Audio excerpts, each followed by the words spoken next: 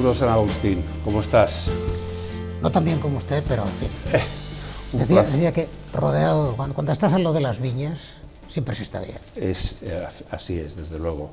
Es un ambiente que anima a conversar con tranquilidad y eso es lo que queríamos hacer hoy. Periodista, creativo publicitario, documentalista de televisión y ahora novelista. Eres lo que en el siglo XIX se llamaba un polígrafo, pero en el sentido literario del tema, no en el tecnológico que se le da hoy. Y ahora novelista, con tu novela Antes de quitarnos las máscaras. Tu primera novela publicada, no la primera escrita, porque creo que tienes alguna en el cajón que quizás aparezca publicada un día de estos. ¿Es esta novela una argucia tuya para poder pasar de ser cronista a ser crítico sin la tiranía del dato a la que obliga tu condición de periodista? Te voy a ser muy sincero porque entre viñedos hay que ser más sincero de lo que normalmente soy. Yo no soy un gran lector de novelas, lo he sido, ¿no? Pero a partir de cierta edad, como decía el clásico, no hay que leer novelas, ¿no? Seguramente porque te das cuenta que la vida, y tú eres periodista como yo, el periodismo nos demuestra que la realidad supera cualquier trama novelística. Es más, a veces de muchas novelas lo mejor es el inicio, que es una idea que el novelista ha extraído de un recorte de diario y luego empieza a navegar porque ya empieza a hablar de sus fantasmas personales. O sea que la realidad me sigue interesando más que la ficción. Pero de alguna manera no fue una argucia, sino fue una apuesta, ¿no? Un reconocimiento. Yo presenté uno de mis libros que escribí sobre el Vaticano, libros periodísticos, cuando llegó el actual Papa, presenté el libro en el Instituto Cervantes de Roma. Y ahí me presentaron a una aristócrata italiana, inteligentísima, culta, económicamente ya en decadencia, como debe ser una. Y entonces, esta individua me enseñó cosas de Roma que me hubiera sido muy difícil conocer si ella no me hubiese abierto las puertas, ¿no? Y entonces yo galantmente le dije, bueno, este favor que tú me has hecho yo te lo tengo que devolver de alguna manera. Y dice, pues escríbeme una novela. Digo, pues que yo precisamente llevo toda la vida diciendo que la novela no me interesa porque, en fin, no, pero lo que yo te pido es no una novela como las que se escriben al uso, sino una novela que se parezca bastante a lo que a veces leemos en los periódicos. Al principio no la entendí, pero ella con muy buen criterio me dijo, es que en las novelas, en la ficción, todo tiene que cuadrar, mientras que en la vida no siempre cuadra, ¿no? Y por eso escribí el libro que escribí, que por cierto transcurre entre viñedos y transcurre en el mundo del vino. O sea, en realidad fue una promesa que yo le hice.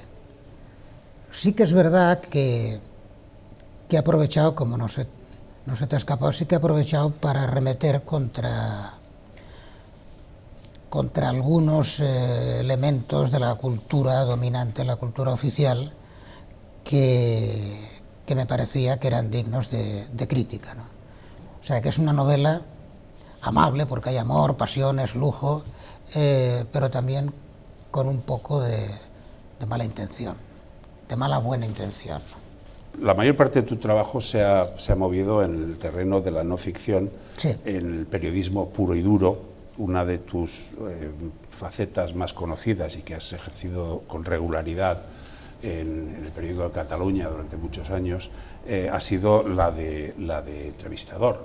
De hecho, gran parte de la profesión te considero un maestro en estas lides. Tus entrevistas además son muy características porque realmente son muy sobrias, son preguntas muy cortas y realmente casi haces solo una pregunta al principio y lo demás lo extraes de la anterior respuesta del entrevistado. ¿Cuál es el secreto de una buena entrevista?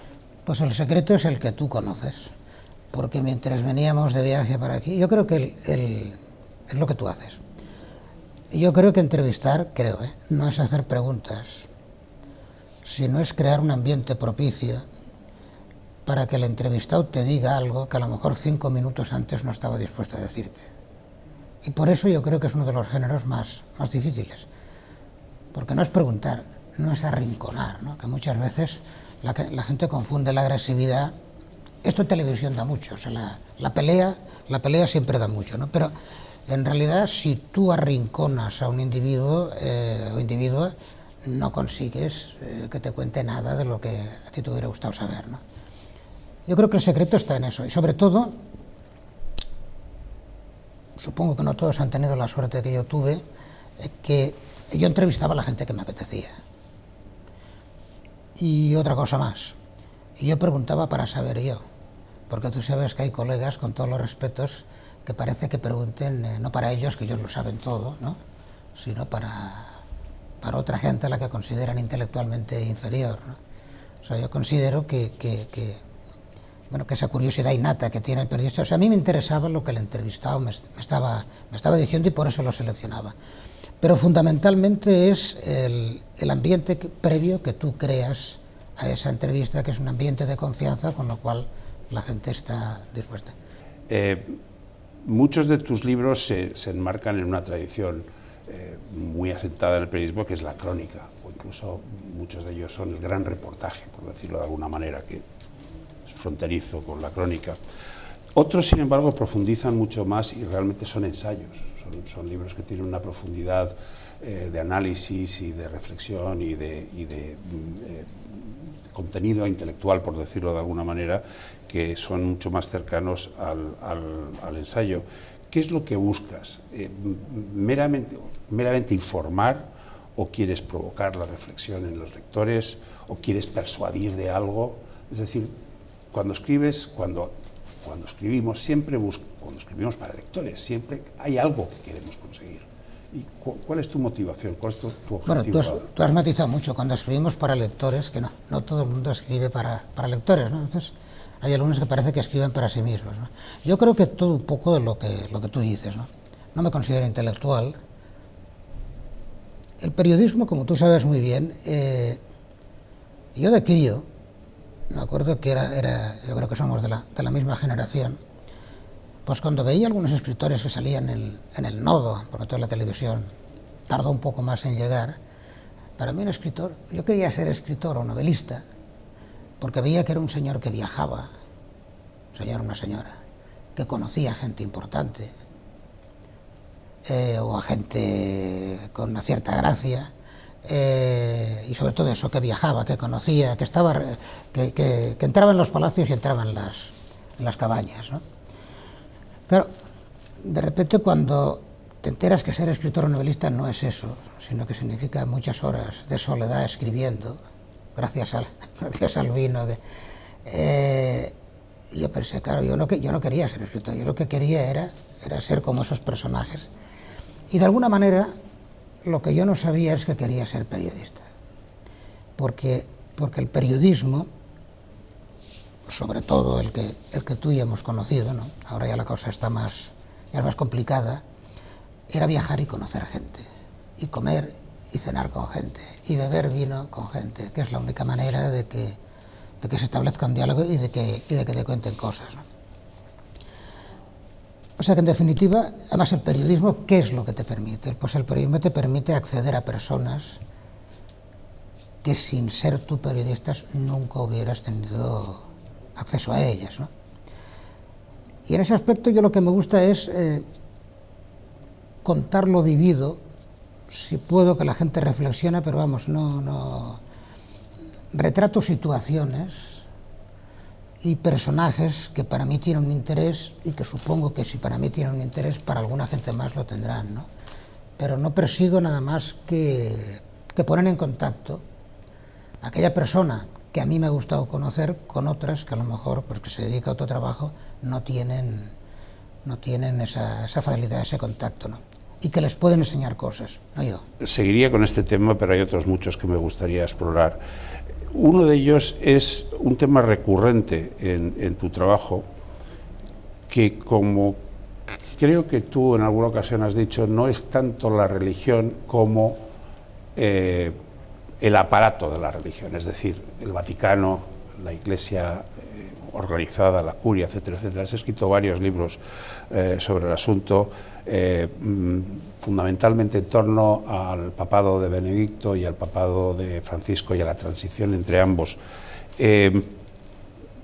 Tú te has, no sé si de broma o no, pero te has calificado como un anarquista conservador en alguna ocasión. Eso, y no sé si anarquista porque tienes un sano escepticismo ante casi todo, y conservador porque quieres conservar cosas que no se deben perder. Esa es mi interpretación sobre ti. Pero explícame esto de la importancia que le otorgas a lo que ocurre en el estado más pequeño del mundo. Que yo conocí en Buenos Aires al cardenal Bergoglio.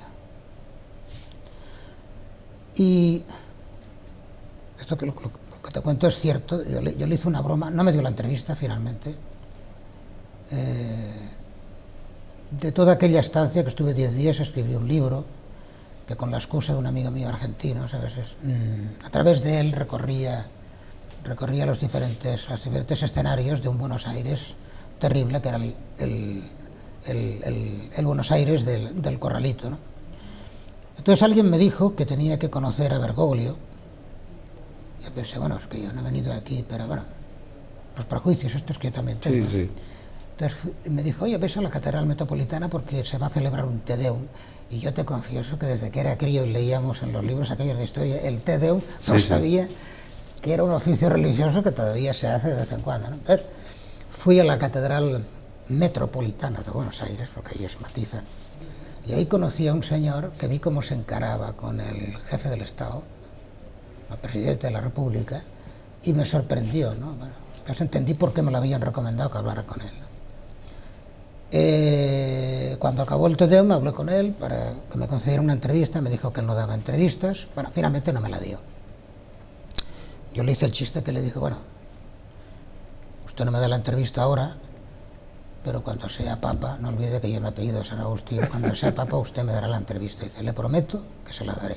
No ha cumplido su palabra. Siempre lo recuerdo por si acaso, ¿sabes? El problema es que yo no soy argentino. Y este papa tiene predilección por los periodistas argentinos, ¿no? Hace un par de años te aventuraste en el desencuentro Cataluña-España en un libro que se llama ¿Cuándo se jodió lo nuestro? A mí me ha interesado este libro más por una referencia, la de su título, la de que supongo que está extraído de la primera línea de conversación en la Catedral de Vargas Llosa, que trata sobre el Perú y cuando se jodió el Perú, Zabalita, país que conozco bien, en el que pasé varios años. Perú tardó 50 años, desde el momento que, la época en que está enmarcada esa novela, hasta la actualidad, en que es un país que parece que finalmente pues funciona, etcétera, etcétera. Tardó 50 años en arreglarse. ¿Nos espera la misma suerte aquí?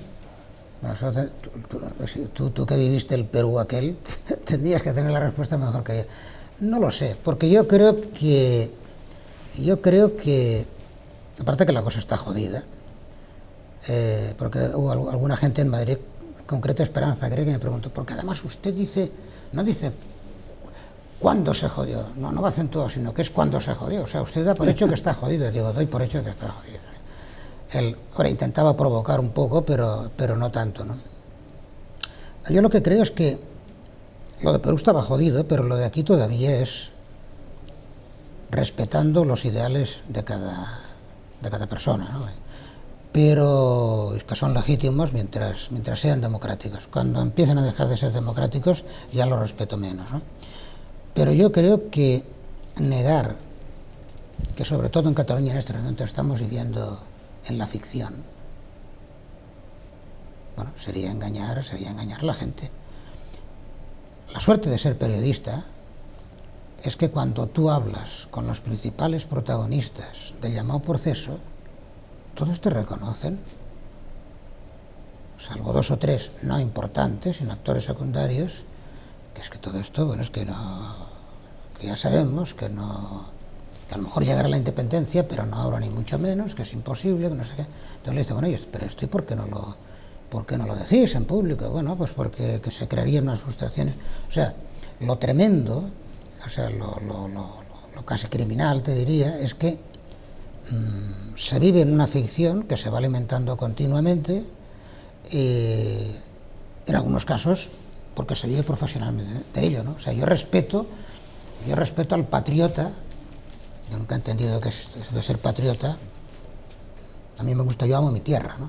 Sabes, que la tierra es una cosa, la patria es otra historia, ¿no? Bueno, pero yo, aquellos individuos que no viven profesionalmente de la patria, de la llamada patria, o que no hacen negocio, porque hay gente que cobra un sueldo de la patria, políticos, periodistas también incluidos, y hay otros que además hacen negocio con la patria, que son, no sé, bueno, yo salvo estos dos sectores, gente que, insisto, que ni vive ni hace negocios con la patria y que tiene unos ideales, yo lo respeto, estaré de acuerdo con él, pero claro, lo que no tolero es que se esté fomentando una ficción, que además de vez en cuando se les escapan algunas cosas. Bueno, algo teníamos que hacer, porque si no la frustración sería general. O sea, lo del Perú es que, claro, cuando se jodió el Perú es que se jodió, pero yo creo que de momento esto no está jodido. Estará jodido en el momento en que se haga un referéndum, y a partir del referéndum sabremos si la cosa está jodida, ¿no? Jodida en el sentido, ¿no? Sí, de división, pero claro, es que mientras no exista lo que pasa es que aquí se está dando por hecho realidades que todavía no lo son, ¿no? Y entonces cuando hablas, insisto, con la gente, con los actores principales de toda esta movida, pues te dice, bueno, hombre, pero tú has de entender, hombre, Arturo, tú has de entender que esto no, que de entender no. Estamos jugando con la gente, estamos jugando con jóvenes que quieren ver un futuro, que no lo ven, que no sé qué, tal. Entonces, no sé, pero yo creo que la respuesta la tienes tú, porque tú viviste una realidad muy jodida, que es la del Perú. No la tengo, desde luego que no.